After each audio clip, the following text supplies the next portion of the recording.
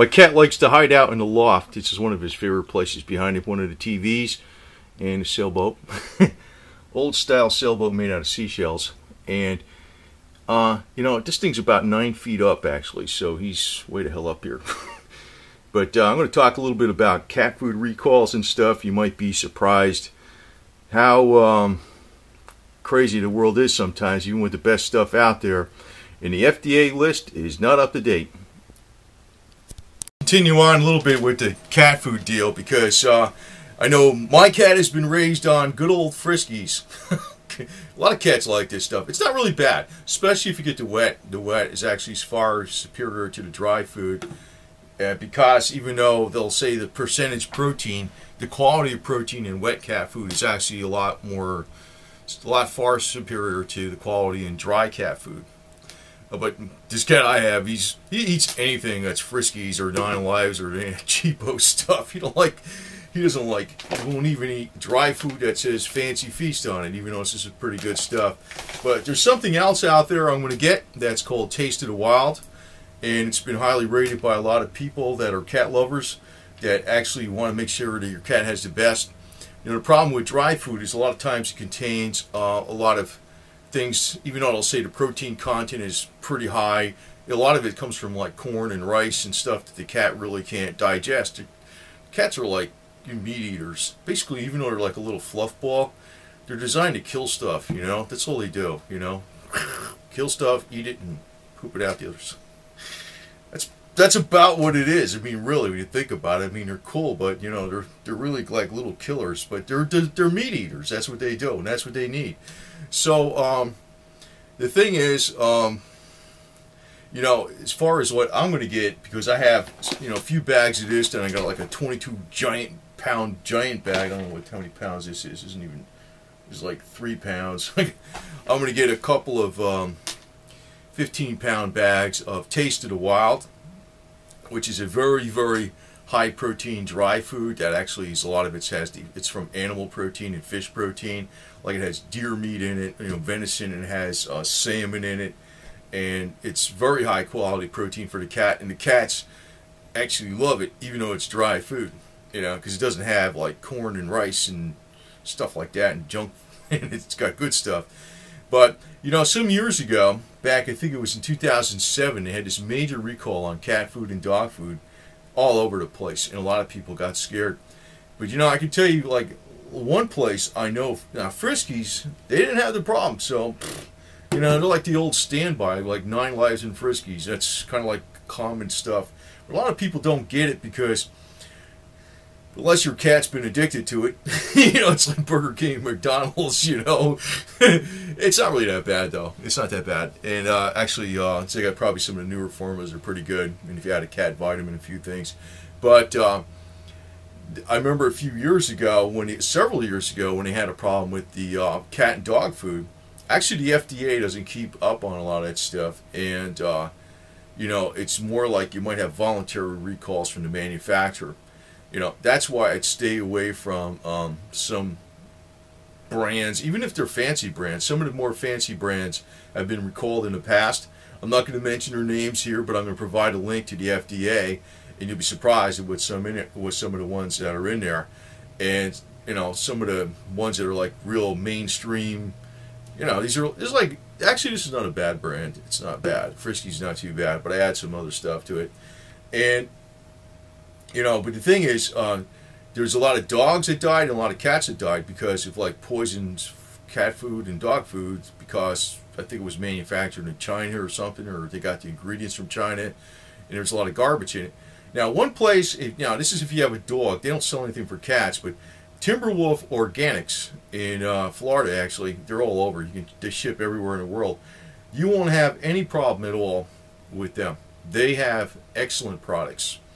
Their dog food is actually so high quality. Actually, every ingredient that goes in their dog food is fit for human consumption. And they love dogs and animals. They're like, you know, they would never in a million years put one damn ingredient in that stuff that's bad to save cost.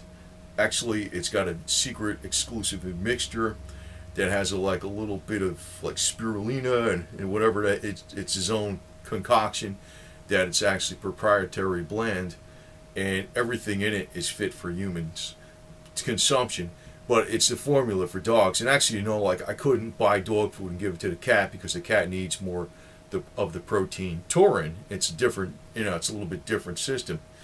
Cats require taurine, so you can't give a cat dog food. But if you have a dog, Timberwolf Organics is about the best product out there, bar none, bar none. And those people will never in a million years screw over a pet or an animal. Never, never, never. And for profit or anything like that. So, but as far as for cats, I think, you know, one of your best dry foods out there and wet foods out there is Tasty the Wild.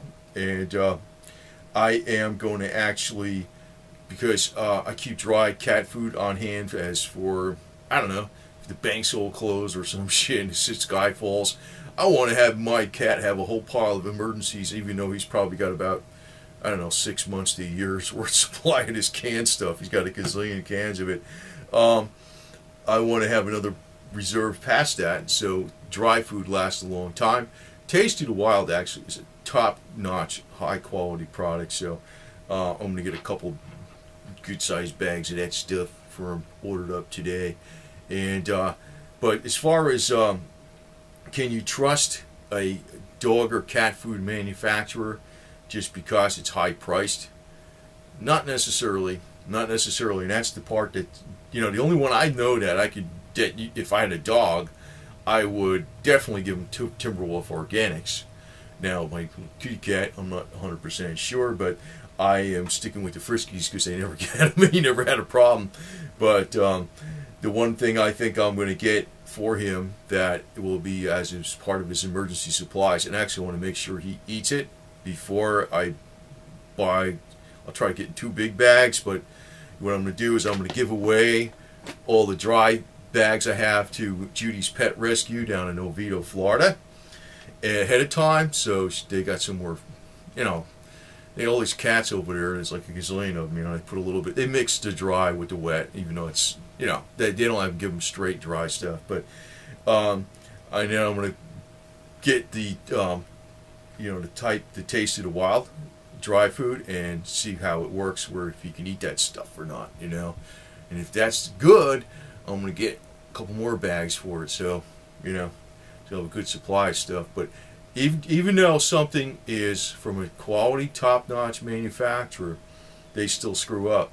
I think the only one I know of, flat out, for pet food, but they only have it for dogs, is Timberwolf Organics. They would never, ever have anything in that food that would be bad for a dog, not in a million years. But you can't feed that type of food for a cat, so, you know, that's not good for Mr. Putin, you know, my cat. So, but I'm going to get him some more other things, and that I think hopefully will be very safe, because, and I want to post a link, or 2 or 3 links on the bottom of the information box about some of the stuff with cat food, because I mean, you can have your pet for a long time and you don't want them to get sick or some dying over some stupid thing like that because somebody was careless that manufactured the pet food. You know, if you're dealing with very conscientious people, you don't, no problem. But, you know, the larger the company gets, the more profit orientated they are. Like in the case of Timberwolf Organics, they're not like, it's just owned by a few people basically. And it's not something where, you know, and the character of these people are 100% on the side of the animals and the pets. As a matter of fact, you know, if a pet was falling off a cliff and there was a human there, you know, and you had to choose between one of them, they'd probably choose the pet. I mean, that's how extreme they are.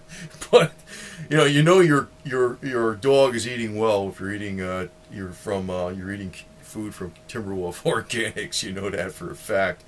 But but as far as the cats, you know, I'm sticking with Friskies, but I'm going to actually try this one, Tasty the Wild, and see how that works out for him. Because that is supposed to be a very, very highly rated cat food, and it's never been on any kind of recall list that I've seen anywhere. So, you know, that's a good sign too, that they're high quality. And it looks like it's all USA products. You know, you're not getting something from China and repackaging it and all this type of stuff. That's another thing. Usually when you're dealing a little more local, you could trust what's going on too. That's another thing.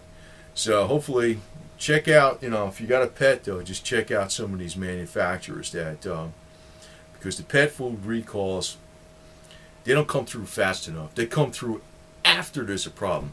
That's the problem, and I want to make sure there's never a problem. So.